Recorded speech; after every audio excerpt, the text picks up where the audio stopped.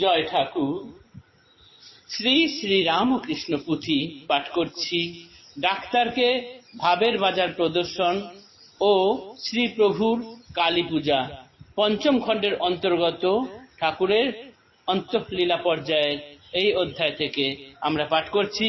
আজ পাঠ করব পৃষ্ঠা সংখ্যা 604।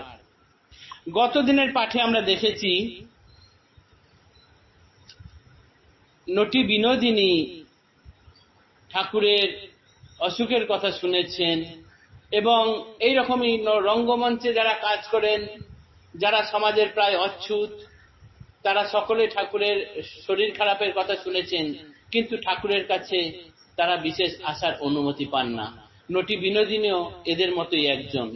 তিনি অনেক ভেবেচিন্তে স্থির করে শেষে হ্যাট কোট প্যান্ট পরে যুবক সেজে সন্ধ্যের পরে রাত্রে ঠাকুরের কাছে দেখা করতে এসেছেন।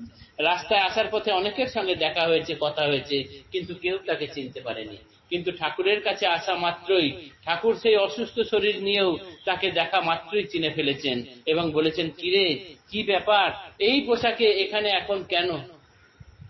তখন নটি বিনোদিনী শাস্ত্রু নয়নে সাষ্টাঙ্গে প্রণাম করে বললেন, ঠাকুর, তোমার কাছে আসবো, কিন্তু এরা যে আসতে দেয় না, তাই তো এই পোশাক পরে আসতে হয়েছে। তারপর ঠাকুর তাকে অশেষ কৃপা করলেন। কৃপাধন্যা হয়ে নটি বিনোদিনী ফিরে গেলেন রঙ্গমঞ্চে। এরপর গিরিশ ঘোষ ঠাকুরের মূর্তি অর্থাৎ তার ফটো পর্যন্ত নিয়ে রঙ্গমঞ্চে রেখেছেন। যত দিন যায় ঠাকুরের প্রতি ভক্তি তার আরো বাড়তে থাকে। তার সঙ্গে সঙ্গে রঙ্গমঞ্চের সঙ্গে যুক্ত অন্যান্য সমস্ত শিল্প ও কলা কুশলীদের ঠাকুরের প্রতি ভক্তি শ্রদ্ধা বাড়তে থাকে, যার ফলে গিরিশ ঘোষ রঙ্গমঞ্চের যেখানে গ্রিন রুম, যেখানে বাইরের কারোর প্রবেশ নিষেধ, সেইখানেও ঠাকুরের ফটো লাগিয়ে রেখেছেন এবং যতবার সেইখান থেকে রঙ্গমঞ্চে প্রবেশ করেন, ঠাকুরের চরণ বন্দনা না করে তিনি প্রবেশ করেন না।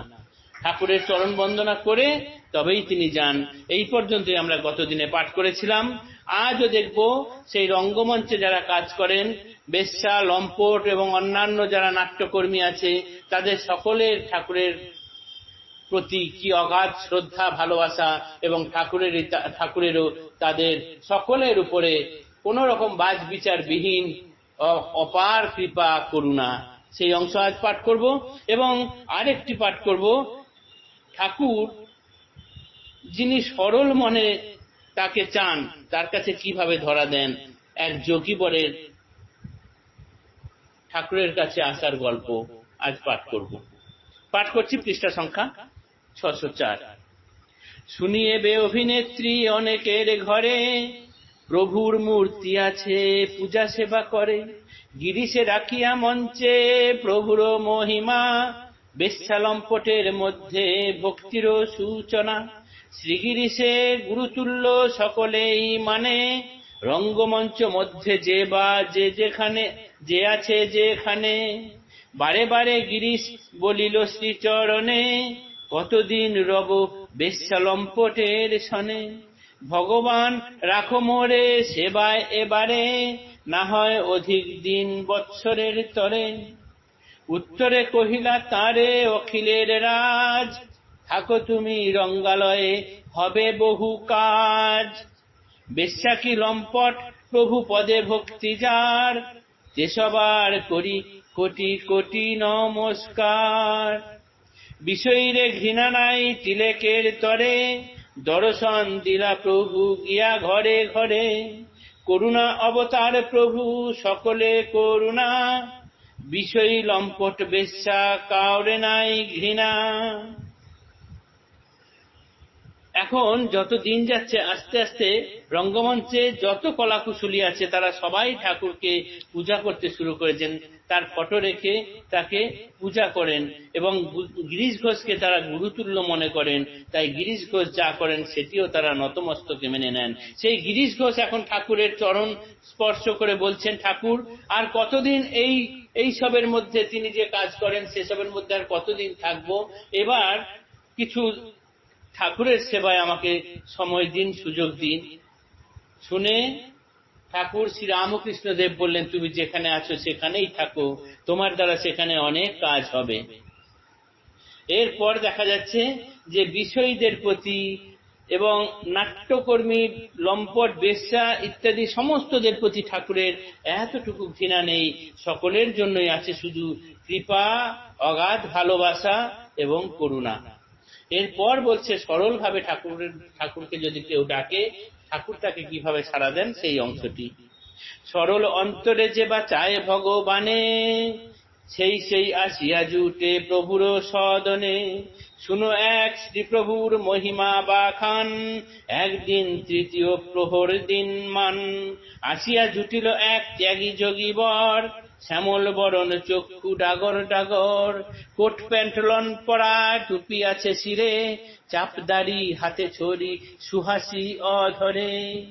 ভিতরে কৌপিন তাঁর বাসে আচ্ছাদন, বাহ্যিক দেখিতে এক বাবুর মতন। স্বভাবে চরিতে কিন্তু যোগীর আচার, উপাধিতে মিশ্র তিনি প্রভু নাম তাঁর।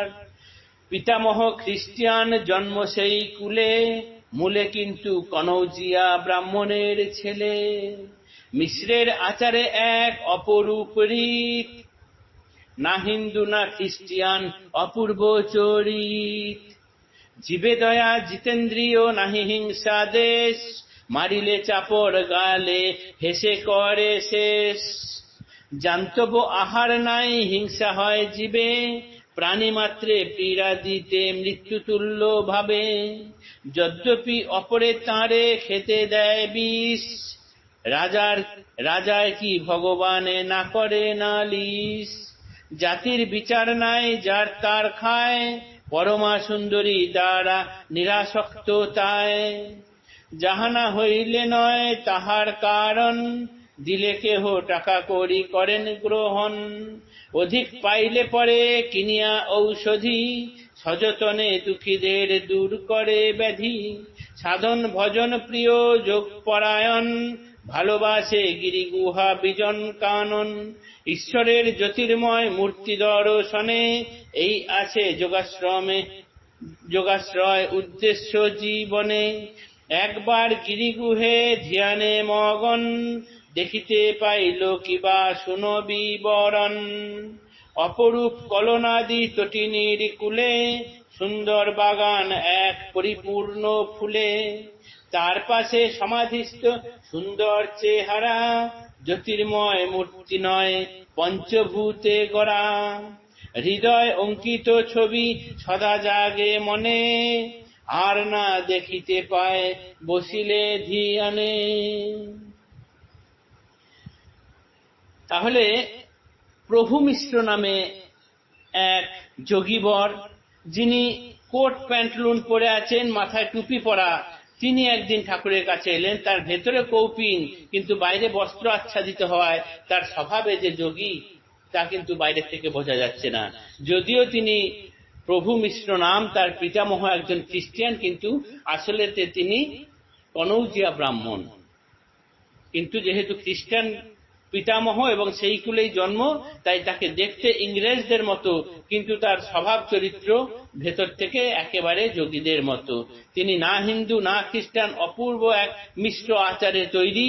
তার জীবে অদ্ভুত দয়া, তিনি কারো প্রতি হিংসা বিদ্বেষ করেন না। কেউ গালে চড় মারলে তা হেসে উড়িয়ে দেন।